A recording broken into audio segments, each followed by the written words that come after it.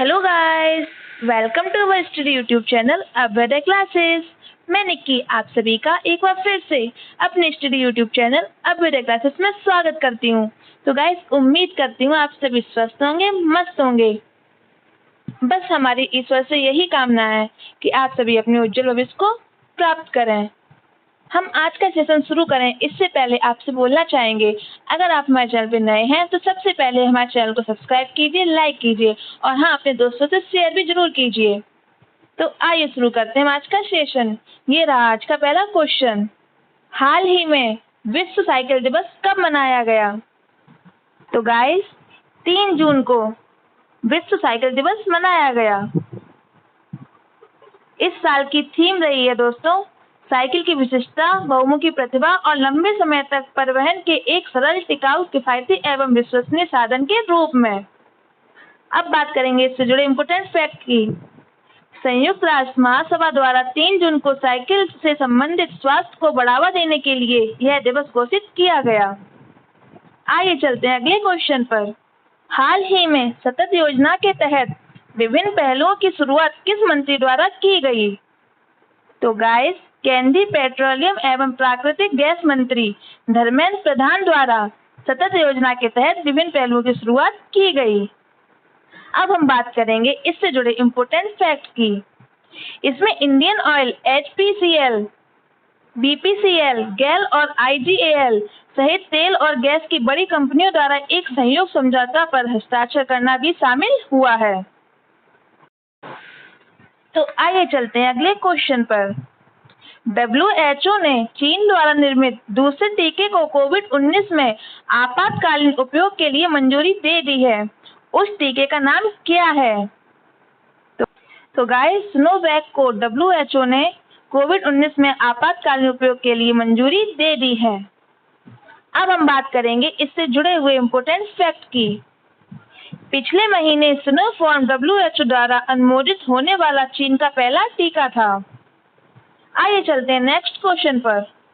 राष्ट्रीय मानवाधिकार आयोग के नए अध्यक्ष कौन नियुक्त किए गए हैं? तो गाइस, अरुण कुमार मिश्रा राष्ट्रीय मानवाधिकार आयोग के नए अध्यक्ष नियुक्त किए गए हैं। अब हम बात करेंगे इससे जुड़े इम्पोर्टेंट फैक्ट की। अंतर्राष्ट्रीय मानवाधिकार आयोग 1993 में स्थापित मानवाधिकार संरक्षण अधिनियम 1993 के प्रावधानों के अनुसार एक स्वतंत्र वैधानिक निकाय है। तो आइए चलते हैं हम नेक्स्ट क्वेश्चन पर। किस देश ने H10N3 बर्ड फ्लू स्ट्रेन से संक्रमित दुनिया का पहला व्यक्ति पाया गया है?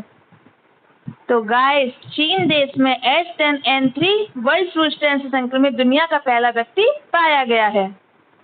तो आइए चलते हैं अगले क्वेश्चन पर। दुनिया की सबसे ऊंची चोटी माउंट एवरेस्ट को 75 वर्ष की आयु में फतह करने वाले अमेरिका के सबसे उम्रदराज व्यक्ति बन गए हैं। तो गाइस, 75 वर्ष की आयु में सबसे ऊंची चोटी माउंट एवरेस्ट को फतह करने वाले सबसे उम्रदराज व्यक्ति बने हैं आर्थर मुइर।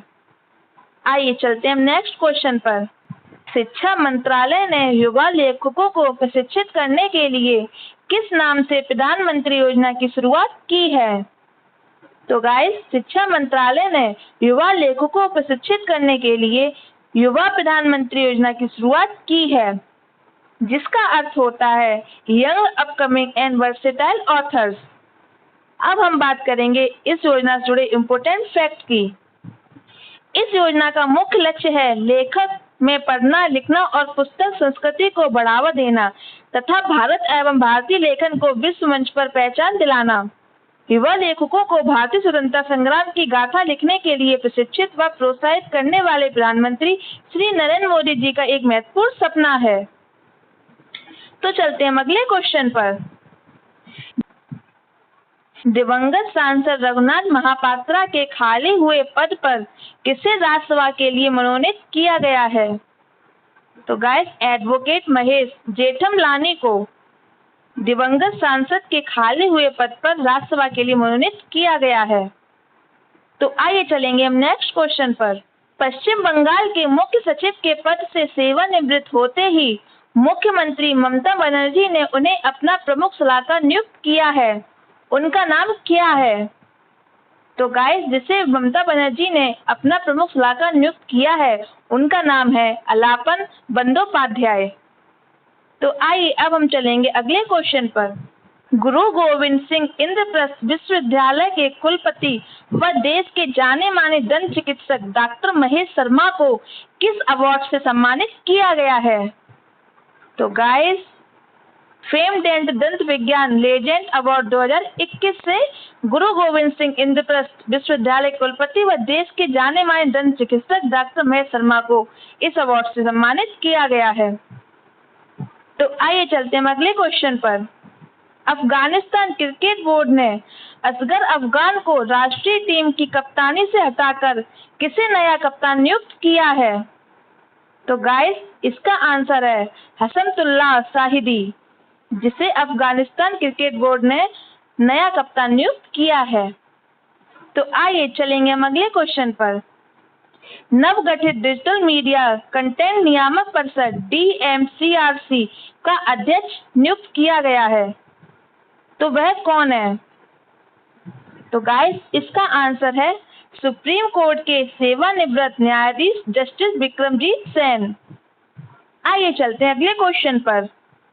चीनी सरकार ने आबादी नियंत्रण के लिए लगाई गई पाबंदी को हटाते हुए कितने बच्चा पैदा करने की अनुमति प्रदान कर दी है? तो गाइस, चीनी सरकार ने पाबंदी को हटाकर अब 3 बच्चे पैदा करने की अनुमति दे दी गई है। चीन में लगाई गई आमंत्रित नियंत्रण में 2 बच्चे पैदा करने की अनुमति दी गई थी। अब वह पाबंदी हटाकर 3 बच्चे कर दी गई है, क्योंकि अब चीन में युवा और वृद्धों का अनुपात देखा जाए तो वृद्ध ज्यादा है, इसलिए अब 3 बच्चे पैदा करने की अनुमति दी गई है। तो आइए चलेंगे हम अगले क्वेश्चन पर। असम राइफल्स के नए महानिदेशक के रूप में किसने अपना पदभार संभाल लिया है? तो गाइस, असम राइफल्स के महानिदेशक के रूप में लेफ्टिनेंट जनरल प्रदीप चंद्रन नायर ने पदभार संभाल लिया है। इन्होंने 21वें महानिदेशक के रूप में पदभार संभाला है। इन्होंने पहले असम राइफल्स में एक इंस्पेक्टर जनरल और एक कंपनी कमांडर के रूप में कार्य किया है। इसके अलावा एक ब्रिगेड कमांडर के रूप में असम बटालियन की कमान भी इन्होंने संभाली है। गाइस, असम राइफल का मुख्यालय शिलोंग मेघालय में है, जिसकी स्थापना 1835 में हुई थी। तो आइए चलते हैं अगले क्वेश्चन पर। घरेलू सत्र 2021-22 के लिए मुंबई टीम के मुख्य कोच के रूप में किसे नियुक्त किया गया? तो गाइस, अमोल मजूमदार को घरेलू सत्र 2021-22 के लिए मुंबई टीम के कोच के रूप में नियुक्त किया गया। अब हम चलेंगे अगले क्वेश्चन पर। महाराष्ट्र सरकार ने EWS कैटेगरी में किसे 10% आरक्षण देने की घोषणा की है? तो गाइस, मराठा समुदाय को महाराष्ट्र सरकार ने EWS कैटेगरी में 10% आरक्षण देने की घोषणा की है। अब हम चलते हैं अगले क्वेश्चन पर। रियल मैड्रिड फुटबॉल क्लब ने जिनेदिन जिदान की जगह किसे अपना नया कोच नियुक्त किया है? तो गाइस, कार्लो एंचेलोटी को रियल मैड्रिड फुटबॉल क्लब ने जिनेदिन जिदान की जगह पर अपना नया कोच नियुक्त किया है। अब हम चलते हैं अगले क्वेश्चन पर।